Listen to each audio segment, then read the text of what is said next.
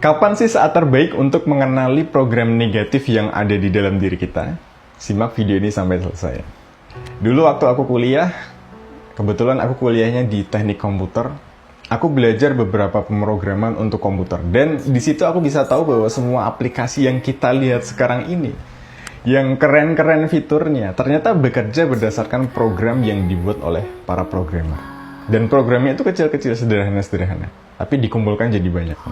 Nah, dalam proses pembuatan aplikasi itu, sebenarnya sebelum dia benar-benar dipublish, ada semacam pengujian untuk mengetahui apakah programnya udah sempurna atau belum.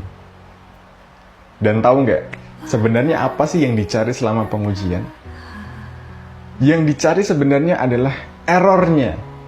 Karena kalau ada error berarti ada kode program yang perlu diperbaiki. Itu sama juga dengan diri kita, manusia. Karena waktu dulu aku belajar sejarah komputer, memang sebenarnya program-program dan apapun yang di komputer itu meniru cara berpikir manusia.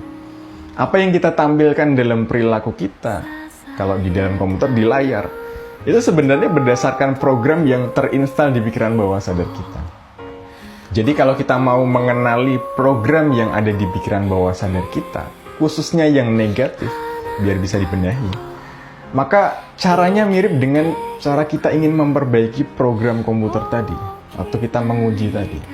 Kita cari error yang ada di dalam diri kita. Atau cek keadaan apa sih yang sering banget membuat kita nggak nyaman. Disitulah momen dan saat yang paling tepat untuk mengenali program yang nggak memberdayakan di dalam diri kita. Misalnya nih, untuk mengenali satu program bernama gampang marah misalnya.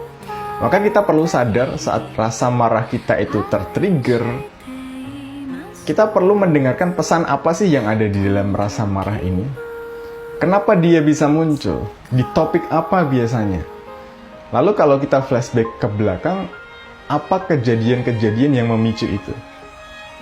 Kita perlu merenungkan secara khusus soal itu.